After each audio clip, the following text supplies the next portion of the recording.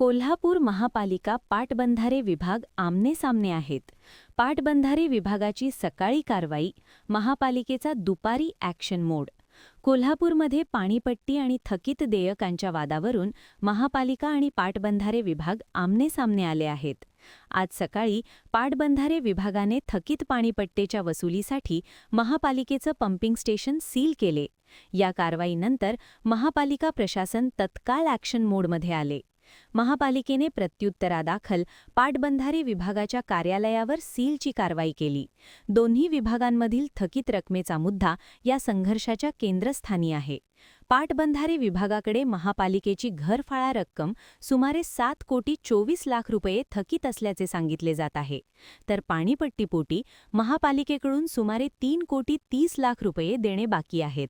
या परस्पर कारवाईमुळे प्रशासनिक तणाव वाढला असून शहरातील पाणीपुरवठा आणि इतर सेवांवर परिणाम होण्याची शक्यता व्यक्त केली जात आहे.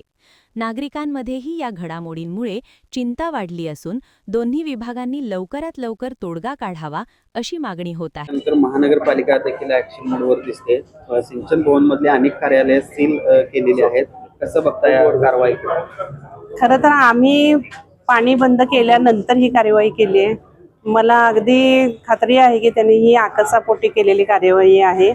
आम्ही त्यांना पत्रानं पण कळवलेलं होतं अगोदरच की जी काय पाणीपट्टी असेल आमची किंवा घरफाळ्याची रक्कम असेल ती आम्ही या रकमेतून समायोजित करायला तयार आहे, परंतु त्यांच्याकडून कोणतंही पाऊल उचललं गेलेलं नाही आहे. खरं तर आम्हाला स्क्वेअर फूट त्यांनी जे क्षेत्रफळ धरले त्याच्यावर काही शंका आहेत.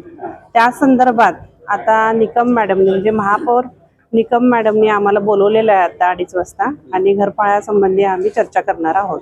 पण महानगरपालिकेनं तुम्ही कारवाई केल्यानंतर महानगरपालिका देखील इथे येते. कुठतरी मग प्रशासकीय पातळीवरचा हा विसंवाद सावळा गोंधळ म्हणायचा, कारण आपण पाहतो की एकीकडे पंपिंग स्टेशन सील केले जातात, इकडे ऑफिसेस सील केले जातात.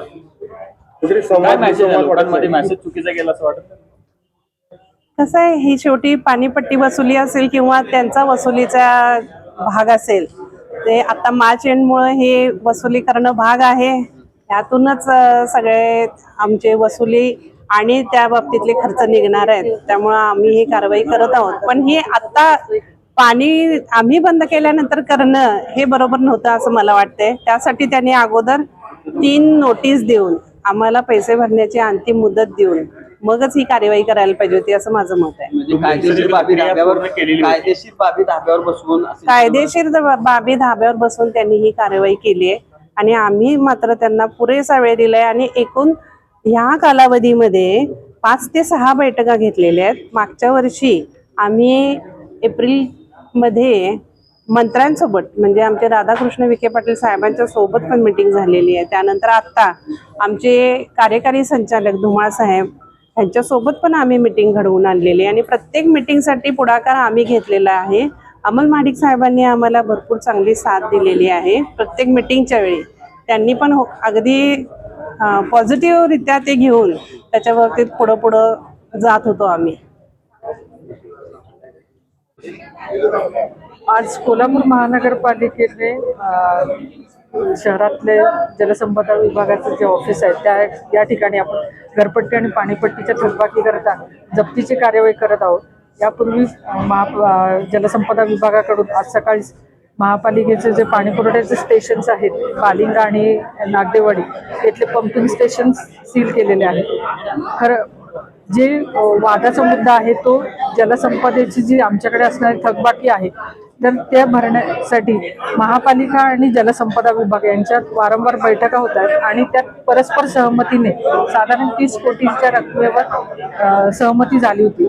त्यापैकी आपण गेल्या वर्षी 7 कोटी भरले होते. या वर्षी पण आपण आजपर्यंत 6,40,00,000 भरलेले आहेत आणि पाणी पुरवठा हा महापालिका कोणत्याही प्रॉफिट स्तरावर करत नसल्याने कुठेही जनसामान्यांना होणारा पाणी पुरवठा विस्कळीत होऊ नये यासाठी महापालिका सुद्धा हप्त्याने जलसंपदा विभागाकडची थकबाकी फेड करण्याचा प्रयत्न करते आहे आणि त्याच्यामध्ये अचानक अशी सिलिंगची कार्यवाही केल्यामुळे महापालिकेने सुद्धा आज पाणीपट्टी आणि घरपट्टीच्या थकबाकी करता इथे जलसंपदा विभागावर कारवाई केलेली आहे. महापालिकेची थकबाकी थोडी जरी असली तरी महापालिकेकडे साधारण म्हणजे जलसंपदा विभागाकडे महापालिकेची घरपट्टी 7.24 कोटी आणि पाणीपट्टी जवळजवळ 3 कोटी 30 लाख अशी आहे आणि त्याच्यापुढे ही कारवाई केलेली आहे.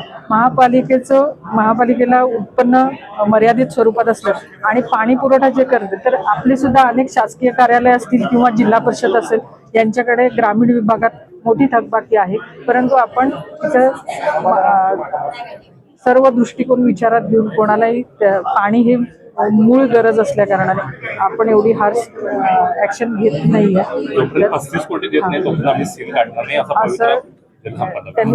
परंतु त्यांनी आज सकाळपासून आम्हाला किंवा आदल्या दिवशी पण कुठल्याही प्रकारचं इंटिमेशन न देता ही कारवाई केलेली आहे आणि त्याकरता म्हणजे महापालिकेने सुद्धा आपले प्रयत्न चालू केलेले आहेत. सर्वात जास्त रक्कम जी आहे महापालिकेकडे पेंडिंग असल्याचं पाहायला मिळते. वर्षानुवर्षाची ही रक्कम आहे, तरी देखील महापालिकेनं आता ही अशीच कारवाई करणार. तर बाकीच्या ठिकाणी देखील कारवाई अशी करणार आहे का? जिल्हाधिकारी कार्यालय असेल, जिल्हा परिषद असेल, त्यांची तर त्यांनी मोठ्या प्रमाणावर सोड असताना कारवाई केली, त्यांनी केलं म्हणून आम्ही केलं नाही. महापालिकेकडे साधारण हे 2000 म्हणजे आत्ताची काही थकबाकी अशी नाही आहे. 2011 पासून आहे, परंतु आता आपण मागचे 2 वर्ष बघितले तर आपण कंटिन्युअस पैसे भरतो आहे. म्हणजे मागे काहीच पैसे भरले जात नव्हते त्या तुलनेत आपण, कारण की आपल्याला माहिती आहे पैसे आज ना उद्या द्यायचेच आहे, परंतु त्यांची जी डिमांड आहे 152 कोटी ही अनेक पोकळ आकारणी त्याच्यात झालेली आहे, ती महापालिकेला मान्य नाही. त्यामुळे निव्वळ जो पाणी पुरवठा झालेला आहे त्या पाणी पुरवठ्यापोटी जे आम्ही देणं लागतो ती पाणीपट्टी आम्हाला मान्य आहे आणि तीच देण्यासाठी आम्ही आमचे प्रयत्न चालू केलेले आहेत. आणि महापालिकेची जी शासकीय कार्यालयांकडे थकबाकी आहे ती सुद्धा आम्ही वसूल करण्याचा प्रयत्न करतो आहे आणि तिथून सुद्धा त्यांच्याकडनं जसं अनुदान, त्यांना पण शासनाकडनं अनुदान मिळाल्यावर ते पैसे भरतात आणि ते लक्षात घेऊन आम्ही त्याप्रमाणे त्यांच्याकडनं ती वसूल करून घेतो. पण आज खरं तर त्यांनी ही सील केल्यानंतर तुम्ही पहिलं पाऊल का उचललं? आक्षापोटी कारवाई नाही का? नाही, ही आक्षापोटी यासाठी नाही, कारण ह्याची बोलणी वरिष्ठ स्तरावर चालली होती आणि 4 दिवसापूर्वी VC पण झाली होती आणि त्याच्यात असे काही माननीय आयुक्त मॅडम होते, माननीय आमदार साहेब होते महाडिक साहेब आणि त्यांच्या आणि इरिगेशनचे एक्झिक्युटिव्ह डायरेक्टर साहेब यांच्यात समोर VC झाली होती आणि त्याच्यात जे ठरलं होतं त्याच्यात कुठेही कारवाईचा भाग नव्हता. त्याच्यामुळे आम्ही सुद्धा कारवाईसाठी पुढचं पाऊल उचललेलं नव्हतं. ही कारवाई